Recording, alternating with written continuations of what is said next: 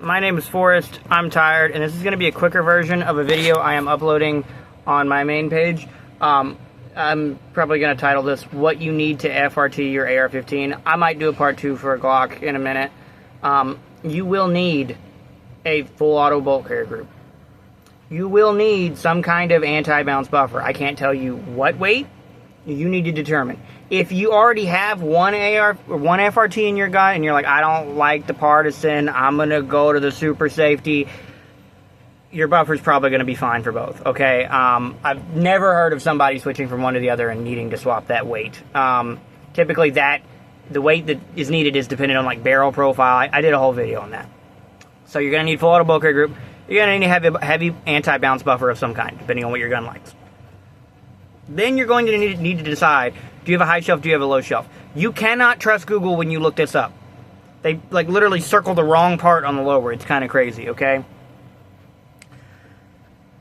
So determine what you want. Now, depending on what FRT you want to run, it may not run on a low shelf. I recommend you just get a high shelf because you can most of the time run anything and can quickly modify anything to work. The only thing that sometimes I've seen people have trouble with is super safety.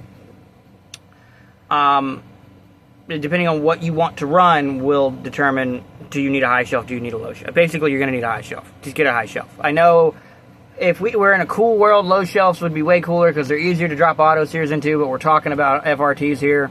They prefer high shelves, okay? Yeah. Which FRT should you go with? Well, your options are super safety, some kind of Kabuto remix of some kind, or some kind of rare greed remix, okay? I don't recommend you go with the rare greed because they sue all my fucking friends. But the partisan, some of these other ones that resemble them, they may not mechanically resemble them, but they look very close, like the cassette style FRTs. Those I would recommend. The easiest to do. They just drop in and work. They're also the most expensive, okay?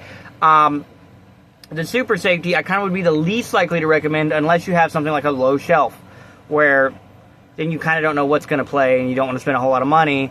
I mean, like from what I understand, rare greed style ones or cassette style FRTs will work in high and low shelf. I think. I don't know. But the super safety will work in high and low shelf most of the time with minimal modification. What you'll need for the super safety is the downside of the super safety. You'll have to cut your trigger, which means you'll need to buy a jig for it. Because you don't know how to do that freehand if you've never done it before. Most people can't do it even when they have done it before. I can't. I know a guy who can. He's talented. And you'll need to supply a super safety, and those can be up and down in quality depending on where you're getting it from. I don't know if Rusty's still going to be doing this, but if he is, I'd shout him out for this.